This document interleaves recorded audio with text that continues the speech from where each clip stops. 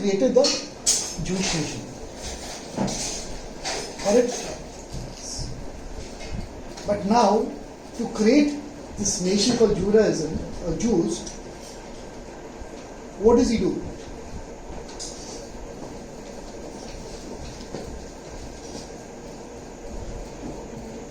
He calls them out, brings them to Mount Sinai, and that which was not spoken before, now it's spoken to the nation of Israel.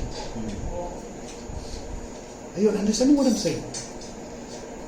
It was like, it was programmed in every person, but it was never spoken by God.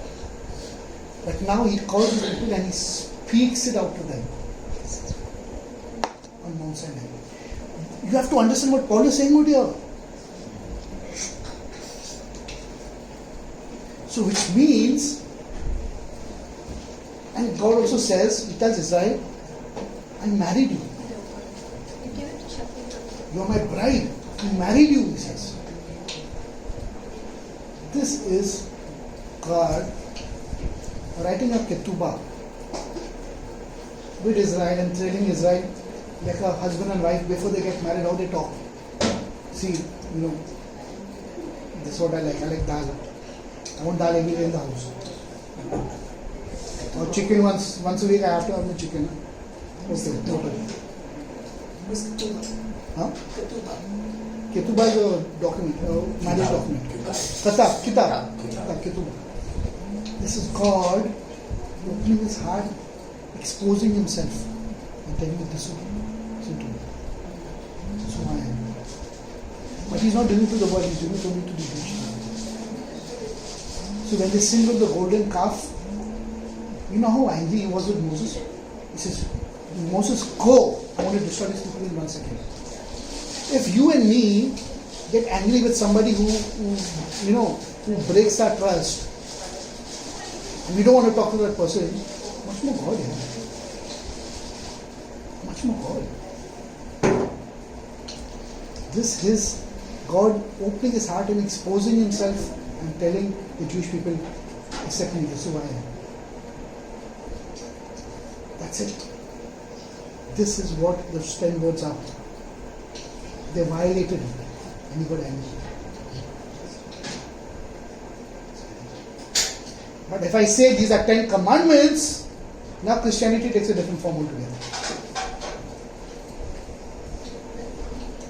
The Bible reads it as 10 commandments. Do you know, even the 10 commandments is changed. Which is the first commandment? Isaiah. What is the first commandment?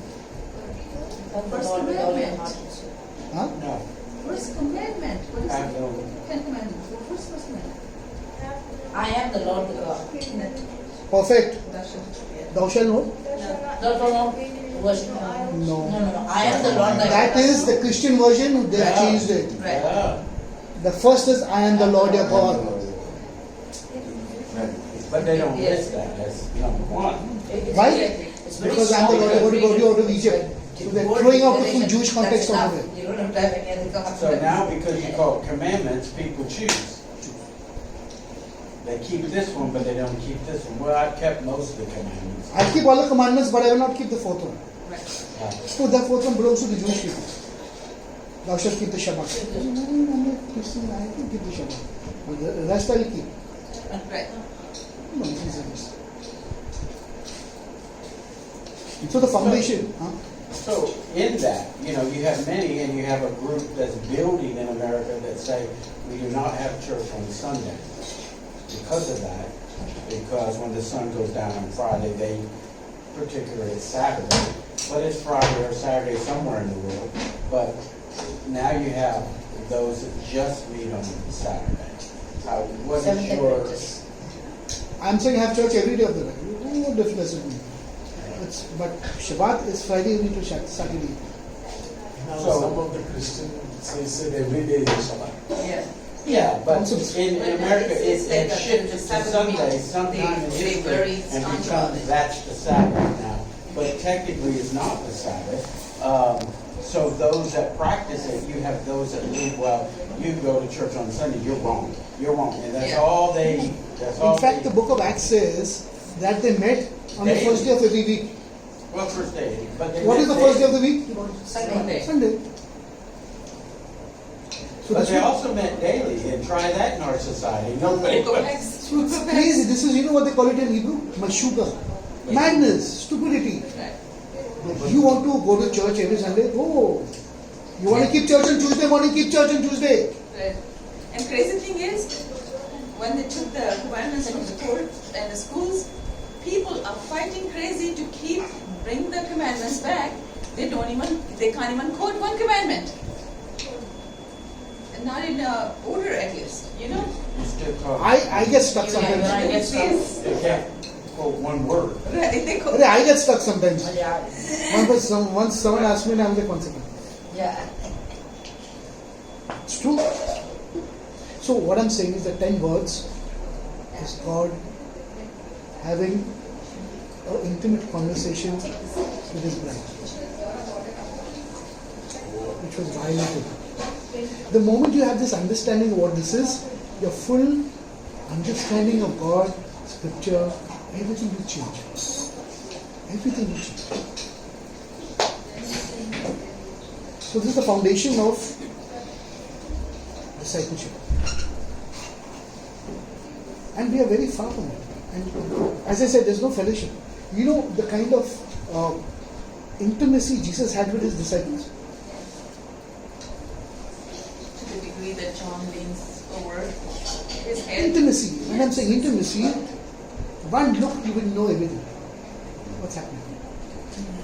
Like real brothers. So, right, in the New Testament, when it speaks of fellowship, like they broke bread fellowship, and the Greek word comes up, koinonia. Koinonia has a different sense than just fellowship. It has a sense of intimacy. It has to have intimacy. Yeah. And so, is it like the Greek meaning is still what? No. The Hebrew and the Greek is not there. Because the Greek is very philosophical in his outlook. Philosophical. So I think koinonia means fellowship in the sense that I can be a fellow of Stanford, or I can have a fellowship of Oxford. I can be a fellow. I thought it meant a more intimacy setting Like this. like Yes, this. yeah. Like this here. No. But if I have to break bread with you on the Lord's table, I don't know you. I don't know you. But they met from house to house, so they knew. They knew each other intimately. You cannot say that God is dark-skinned and I say God is like an Aryan and we sit and break bread on the same table. You can't do that. You can't do that. That's what Paul was. He says, you all are unworthily partaking of the table of the Lord. So why one definition to it, but we never thought of that, like you. But koinonia includes that communion. Right. But it's just here what he said. If you have one belief and I have one belief, and we're sitting together, Then we're not in we koinonia. will. It is They're not. not We in can't koinonia. make bread together. Forget that. In the families, they're not in oneness. Exactly. Right. Why do you think there are problems in the families now? Right. This is where the church broke away from its early, because the Jews understand this. You see the relationship between Jonathan and King David. Oh yes, so nice. Yeah. But the Greek mind is not like Greek mind is political. Hello, brother. Hypocrisy. That's Greek mind. Yeah, they look down. They'll never look Yeah, oneness near. The Greek mind says, me and God for everybody else. Only me and My personal relationship with God. I don't care what it's my. monopoly. What's good for It's me my is God. me, what's That's good it. for you is good for you. But the Bible is My not that only way. The God. Hebrew mind is not that way. Only my God. The Hebrew is not that way. The Hebrew mind is, if I see this brother struggling, his pain is my pain. Like the Samaritan. Like the So it's the Samaritan. covenant. Like the Samaritan. My enemies, your enemies, Yes, Covenant. it is. I cannot let him fall because if he falls, know I for fall. sure I am going to fall one day. Oh my, that's This is the believers who were coming into that early church, they were coming in droves, but this was a stumbling block okay. because they said, "Nahi yaar." And They are bringing Greek. but Yeah, there- they're yes, being Greeks. but there is a genuine problem here. And let me explain what this problem is. Now I know Brother Thomas for 2 months, 3 months, 4 months, but is Brother Thomas confident, or am I confident that I can sit and talk to Brother Thomas about me, about myself? I don't know tomorrow Brother Thomas or I can tweet what he has told me to everybody else, and tomorrow when I enter the church, everyone's looking at me like this. But then, if you really meditate on this and ponder it, it's not the Hebrew mind, because then it would be a Hebrew thing, right? It's really the way of God, because they brought up from Abraham down, it was passed down properly.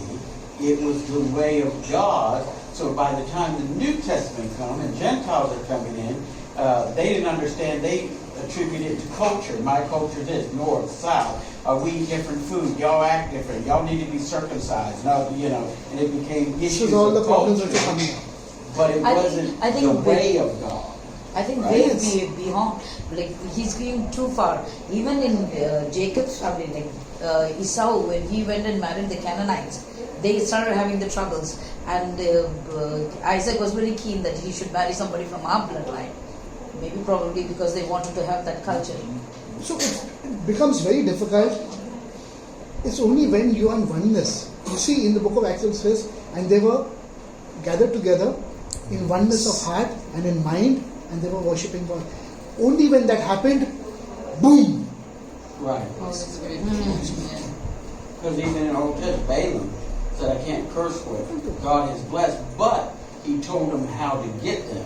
To divide Get- them. Yeah, divide them. Get the Divide the men oneness. to intermarry, and it's not just a culture thing, it's a sin thing that separated them from God.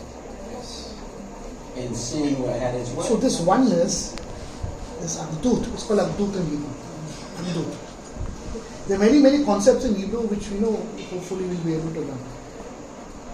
This Agdut, this oneness, is very, very important. Until there is no oneness, we are not fulfilling the golden law of Jesus. We are not.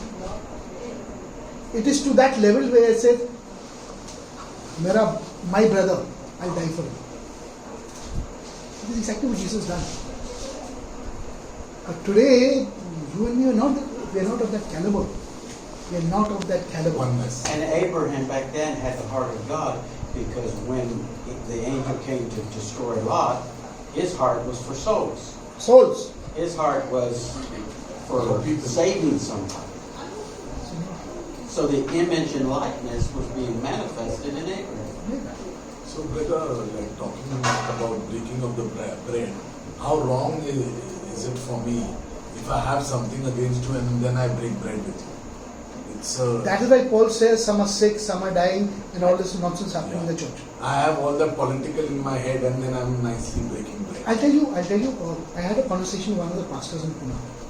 They have this big thing, I don't know whether they do it in Bombay, that every Passover they make a big this thing and they wash people's feet. They do it in Bombay?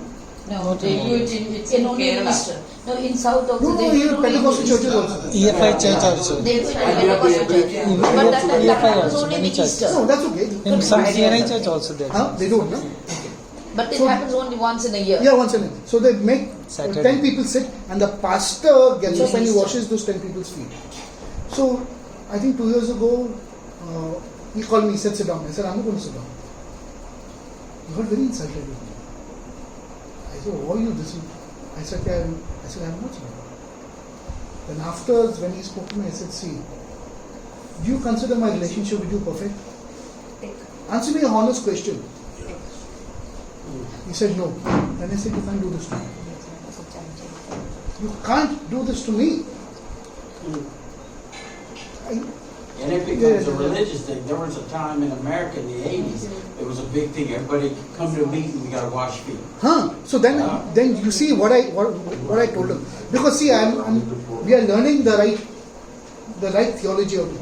I said, you do one thing. Next year now, you know you're the pastor, you know everybody in the church now. Make those 10 people sit and take all the enemies and make them wash their feet. And look at their face, and while they're washing their feet, ask them to say sorry. He likes it. No words. It's a better day actually. Yeah. Do it.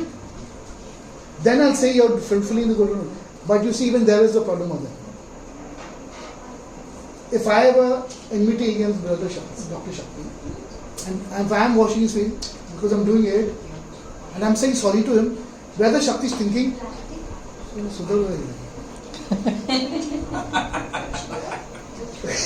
अभी नहीं वो ऐसा बोलेगा अभी आया like you know line पे आया है नहीं ऊँट आया पहाड़ के नीचे हिंदी जैसे से समझा ना so the camel has come under the What they mountain. do there, you will wash my feet, I will wash your feet. but the relationship is not perfect na. The relationship is not rectified, so what am I doing all this nonsense for? It's all nonsense. It's hypocrisy. The reason why Jesus washed their feet and he said, I have purified you because he had a perfect relationship with them. Right. They may have wavered here and there, but He washed even Judas's feet. his feet. So, there's so much. And I forgot to mention here, why Shem is Melchizedek. Why? Why not? Why? It just came to my mind. When Avram goes and goes to fight with the 5 kings, Yes. and he brings back Lot. everybody and Lot and this thing, and then he gives tithes to Melchizedek. Melchizedek. Ah. What does Melchizedek bring out? What does he bring out?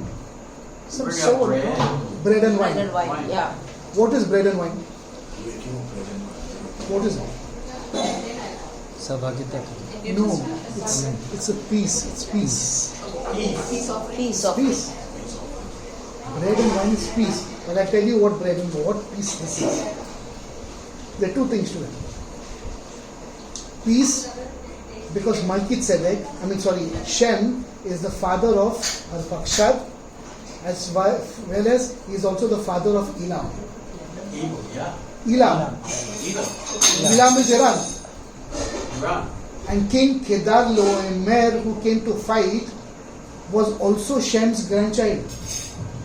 So they were fighting. There were 2 cousins who were fighting, Yes, Abraham and Kedar. Yeah, in fact, the whole Bible is about cousins fighting with each other. The Canaanites. So Melchizedek comes out to bring peace in war. Do you understand what I'm saying? He brings out the bread and the wine. Now this is also spiritually that this nefesh, this body, the soul is getting salvation. But this body needs rectification. All this week. This is the rest. This needs to come into peace and rest. Right. So the breaking of this bread, like Jesus says, my body which is broken brings peace. Brings peace. It's the rectification of the body. Right. And that's why I broke in the contrite heart and could not despise. So Melchizedek is actually Shem who's bringing peace to his body, Yes. His to children. his children, his body, To his family. which is like the Jesus in the New Testament. Oh. To his family, bringing peace to Oh. his Yes, yeah, That is. he was compared to Jesus. He is. Yeah, he's compared That to is why Jesus. that's high why Paul priest. compares him to Jesus. Right, exactly. Oh. Because of this. Oh my God, that's intense. Deep. Because of this. So Our witness. actually